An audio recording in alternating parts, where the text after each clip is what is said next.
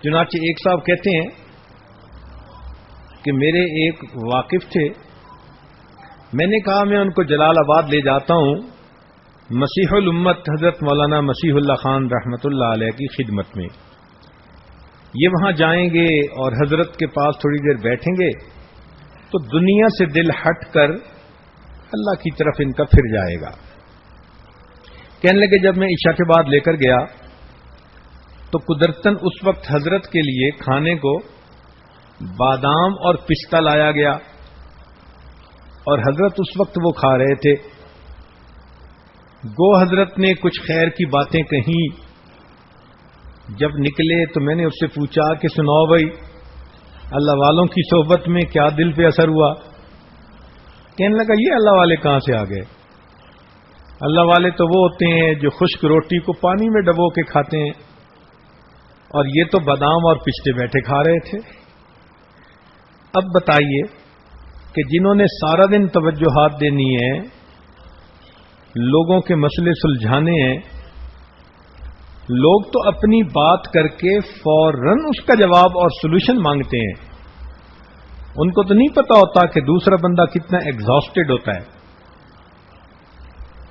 تو جو بندہ سارا دن دوسروں کی خاطر اپنے آپ کو کھپاتا رہا، اب اگر شام کو اس نے اپنے ذہن کو مقوی کرنے کے لیے کسی حکیم کے مشورے پر بادام اور پستہ استعمال کر بھی لیا تو اس میں کون سا عیب نظر آ گیا؟ لیکن اس کے ذہن میں ایک تصور بنا ہوا تھا. بس اللہ والے وہ ہوتے ہیں کہ جن کے پاس خشک روٹی ہوتی ہے اور وہ پانی میں بھگو کے کھاتے ہیں. کیا بیکار بات! اتنی سی بات پر اتنے بڑے بزرگ سے بدگمان ہو کے واپس آ گئے. تو یہ اصل میں محرومی ہوتی ہے. چنانچہ تھانہ بھون میں دنیا جہان سے لوگ جاتے تھے اپنی اصلاح کی خاطر. علم کے آفتاب اور ماہتاب جو جبال العلم تھے وہ جاتے تھے حضرت کی خدمت میں اور انسانیت لے کر وہاں سے آتے تھے. لیکن خود تھانہ بھون کے جو لوگ تھے وہ عجیب و غریب باتیں کر دیا کرتے تھے. ایک صاحب کہتے تھے پتہ نہیں ان بڑے میاں میں کیا نظر آتا ہے کہ اتنی دور دور سے لوگ آتے ہیں، تو قریب والوں کو کچھ نظر ہی نہیں آتا اور دور والے آ کر اپنے مقدر سنوار جاتے ہیں. یہ ایسا ہی ہے کہ ابو جہل قریب والا تھا، اس کو کچھ نظر ہی نہ آیا اور بلال اور صہیب حبشہ اور روم سے آ کر اپنی عاقبت کو سنوار کر چلے گئے. جس نے محبت کی نظر ڈالی اس کو خیر مل گئی، جس نے اعتراض کی نظر ڈالی وہ خیر سے محروم رہا. چنانچہ ایک صاحب کہنے لگے بایزید بستامی رحمۃ اللہ علیہ کے بارے میں کہ جس نے بھی بایزید بستامی رحمۃ اللہ علیہ کو دیکھا اس کو اللہ نے ہدایت عطا فرما دی. جب انہوں نے یہ بات بار بار کہی تو ایک صاحب بیٹھے ہوئے تھے، انہوں نے کہا واہ یہ کیا بات کر دی بھائی کہ جس نے بایزید بستامی رحمۃ اللہ علیہ کے چہرے کو دیکھا اللہ تعالیٰ نے اس کو ہدایت عطا فرما دی، اور ابو جہل نے تو نبی علیہ السلام کے چہرے کو کتنی بار دیکھا اس کو تو ہدایت نہ ملی. تو اس پر ان بزرگوں نے سمجھایا کہ دیکھو ابو جہل نے جب بھی دیکھا نبی علیہ الصلوۃ والسلام کو محمد بن عبداللہ کی نظر سے دیکھا. اگر وہ ایک دفعہ بھی محمد الرسول اللہ کی نظر سے دیکھ لیتا اللہ اس کو ہدایت عطا فرما دیتا. تو یہ نظر ہوتی ہے، عقیدت محبت کی نظر ہو تو خیر مل جاتی ہے، اور اگر اس میں تنقید کی نظر ہو تو انسان محروم ہو جاتا ہے. چنانچہ حضرت شیخ عبد القادر رحمۃ اللہ علیہ، جیلانی رحمۃ اللہ علیہ جو پیران پیر، ان کی خدمت میں 3 بندے جا رہے تھے. راستے میں ایک دوسرے سے تعارف ہوا، پوچھا بھائی کہاں جا رہے ہیں؟ ایک نے کہا یار سنیں کہ یہاں کوئی بڑے شیخ رہتے ہیں میرا ایک مسئلہ ہے، میں اس مسئلے میں دعا کروانے جا رہا ہوں۔ دوسرے سے پوچھا، اس نے کہا کہ بھائی میں تو سمجھ رہا ہوں کہ اتنے نیک بزرگ ہیں، میں ان کے پاس روحانی فیض حاصل کرنے کے لیے جا رہا ہوں۔ تیسرے سے پوچھا، اس نے کہا ہاں سنا تو ہم نے بھی ہے کہ بڑے اللہ والے ہیں، ہم نے کہا چلو جا کر دیکھیں ہیں بھی صحیح کہ نہیں ہے۔ تینوں بندے حضرت کی خدمت میں آئے، جس نے دعا کروانی تھی حضرت نے دعا کر دی، اللہ نے اس کی مراد کو پورا کر دیا۔ جو فیض حاصل کرنے کی نیت سے آ رہا تھا وہ صحبت میں رہا، اور کچھ عرصے بعد حضرت سے اس کو نسبت نصیب ہو گئی، خلیفہ بنا۔ اور جو تنقید کی نظر سے آ رہا تھا لوٹ کر واپس آیا تو بالآخر وہ کفر کا مرتکب ہو کر دائرہ اسلام سے ہی خارج ہو گیا۔ امام ربانی مجدد ثانی رحمۃ اللہ علیہ نے یہ مکتوبات میں لکھا ہے کہ ایک بزرگ فرمایا کرتے تھے کہ اللہ یہ تیرا کیسا معاملہ ہے، جس کو اپنے دربار سے دھتکارنا چاہتا ہے اس کو اپنے اولیاء کا دشمن بنا دیا کرتا ہے۔ تو ڈرنے کی بات ہے، انسان ہر وقت دوسرے کو پرکھتا تولتا رہتا ہے۔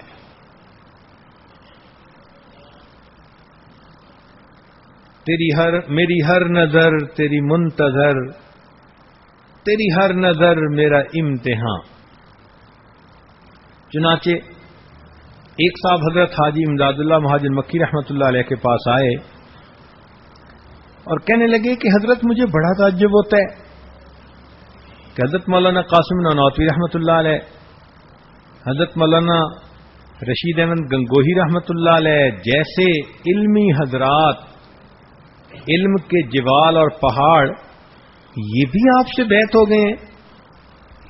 تو حضرت کی خدمت جو طبیعت میں بہت تواضع تھی، حضرت نے بھی بڑے حیران ہو کر آگے سے کہا کہ ہاں بھائی مجھے بھی بڑا تعجب ہوتا ہے کہ ایسے لوگ آ کر مجھ سے بیعت ہو گئے۔ اللہ اکبر! دیکھو اللہ والوں نے کیسے بات کو سمیٹ ہی دیا، نہ اس پر اعتراض کہ تم کون ہوتے ہو یہ کہنے والے، نہ یہ کہا کہ تم ہمیں کیا پہچانتے ہو بھائی۔ اس نے کہا جی مجھے بڑا تعجب ہے۔ آگے سے فرمان لگے ہاں بھائی مجھے تو آپ سے بھی زیادہ تعجب ہے کہ یہ اتنی علمی شخصیات مجھ سے کیسے بیعت ہو گئی۔ اور جو حضرت حاجی صاحب کا مقام جانتے تھے، حضرت مولانا قاسم نانوتوی رحمۃ اللہ علیہ، وہ حضرت کا اس قدر ادب کیا کرتے تھے کہ انسان حیران ہو جاتا ہے۔ اے خدا جو ایم توفیق ادب کہ بے ادب محروم مان فضل رب۔ اس لیے شیطان بدگمانی کے ذریعے انسان کے دل میں دوسرے کے بارے میں غلط تاثر پیدا کر دیتا ہے۔ حقیقت حال یہ ہے کہ نبی علیہ السلام نے ارشاد فرمایا المؤمن مرآۃ المؤمن، مومن مومن کا آئینہ۔ اب آئینے میں انسان دیکھے تو اپنی شکل نظر آتی ہے، جیسی شکل ہوگی ویسی نظر آئے گی۔ تو انسان اللہ والوں کو دیکھتا ہے تو اگر ان کو دیکھ کر دل میں محبت پیدا ہو رہی ہے، سنت نظر آ رہی ہے، اللہ رب العزت کا عشق ان کی زندگی میں نظر آتا ہے، تو انسان سمجھ لے کہ ہاں بھائی میرے اپنے دل میں بھی یہ نعمت موجود۔ اور اگر ان کو دیکھ کر طبیعت کے اندر بدگمانی پیدا ہو رہی ہے تو سمجھ لے کہ یہ تو ایک آئینہ تھے، انہوں نے مجھے میرا چہرہ دکھا دیا۔ بعض لوگ اللہ والوں کو ناپنا تولنا شروع کر دیتے ہیں۔ یہ ایسا ہی ہے کہ جیسے کوئی سنار ہمالیہ پہاڑ کو اپنے ترازو سے تولنے بیٹھ جائے۔ بھئی ترازو تو تمہارا تولے مشکل سے ویٹ کر سکتا ہے، اور اس کے اوپر تم ہمالیہ پہاڑ کو تولنے بیٹھے تو کیا بنے گا؟ تو بجائے اس کے کہ انسان دوسروں کی ناپ تول کرے اور ان پر اعتراض کرے، انسان بدگمانی سے اللہ رب العزت کی پناہ مانگے۔ حضرت ثانوی رحمۃ اللہ علیہ نے لکھا ہے، ایک عورت اپنے بچے کی نیپی تبدیل کروا رہی تھی، تو اس کی کہیں انگلی کے اوپر تھوڑی سی نجاست لگ گئی۔ اتنے میں گھر کے بچوں نے شور مچا دیا، پہلی کا چاند نظر آ گیا، پہلی کا چاند نظر آ گیا۔ اس نے سوچا چلو میں بھی پہلی کا چاند دیکھ لوں۔ اب یہ پہلی کا چاند جب دیکھنے لگی تو عورتوں کی عادت ہوتی ہے کہ انگلی اپنے ناک پہ رکھ لیتی ہیں۔ اس نے انگلی اپنے ناک پر رکھی، جب چاند کو دیکھا کہنے لگی ہاں ہے تو پہلی کا چاند، پتہ نہیں اس دفعہ بدبودار کیوں ہے۔ تو وہ فرماتے ہیں کہ چاند بدبودار نہیں تھا، اس کی انگلی کی بدبو اس کی ناک میں آ رہی تھی۔ تو اعتراض کرنے والوں کو دیکھا عام طور پر ان کا یہی معاملہ ہوتا ہے۔ یہاں ایک نقطے کی بات سمجھنے کی کوشش کریں کہ شیطان انسان کے ذہن میں برے وسوسے ڈالتا ہے۔ اس وسوسے کو اگر آپ اپنے ذہن سے نکال دیں تو پھر آپ بدگمانی سے بچ جائیں گی۔ وہ فوڈ فار تھاٹ دے دیتا ہے، اور اس فوڈ فار تھاٹ پر بندے سوچ بچار کر کے بالآخر بدگمانی کے مرتکب ہو جاتے ہیں۔ جب بھی شیطان ذہن میں کوئی وسوسہ ڈالے، آپ اس وسوسے پہ سوچنے کی بجائے فوراً لا حول ولا قوت الا باللہ پڑھا کریں۔ کسی کے بارے میں برے خیال ذہن میں آئیں، دیورانی جٹھانی کے بارے میں، ساس کے بارے میں، پڑوسن کے بارے میں، کسی کے بارے میں کوئی برا خیال ذہن میں آئے تو فوراً پڑھیں لا حول ولا قوت الا باللہ۔ اس خیال کو نہ سوچیں، نہ اس کی تصدیق کرنے کی کوشش کریں، اس لیے کہ شیطان بدگمانی کا مرتکب کروا کر آپ کو خیر سے محروم کر دے گا۔ ابن عربی رحمۃ اللہ علیہ فرماتے ہیں کہ میری ایک مرتبہ شیطان سے ملاقات ہوئی تو مجھے کہنے لگا کہ ابن عربی بڑے عالم ہو۔ میں نے کہا ہاں۔ کہنے لگا میرے ساتھ آج مناظرہ کر لو۔ تو میں نے کہا میں ہرگز نہیں کروں گا۔ کہنے لگا کیوں؟ اس نے کہا کہ اللہ تعالیٰ نے مجھے تیرے لیے ایک ڈنڈا دیا ہے جس کا نام ہے لا حول ولا قوت الا باللہ۔ وہ بدتمیز، میں یہ ڈنڈا استعمال کر کے تجھے یہاں سے دور بھگا دوں گا، مجھے تجھ سے بحث میں پڑنے کی ضرورت ہی نہیں۔ اور واقعی اگر وہ بحث میں پڑ جاتے تو شیطان ان کی دلیلوں کو توڑ کر ان کو شاید کسی برے پوائنٹ کے اوپر لے آتا۔ کہتے ہیں کہ امام راضی رحمت اللہ علیہ کی بیعت تھی، کسی بزرگ تھے، انہوں نے اللہ رب العزت کے وجود کے بارے میں 100 دلائل تھے۔ امام راضی رحمت اللہ علیہ بڑے خوش تھے کہ میں نے وجود باری تعالی کے بارے میں 100 دلائل بڑے ٹھوس اور مضبوط اکٹھے کر لیے۔ ایک مرتبہ شیطان سے ملاقات ہو گئی۔ شیطان نے کہا کہ راضی اللہ تعالیٰ موجود نہیں ہے۔ انہوں نے کہا ہے کہ دلیل دو۔ انہوں نے پہلی دلیل دی، شیطان نے توڑ دی۔ دوسری دلیل دی، شیطان نے پھر توڑ دی۔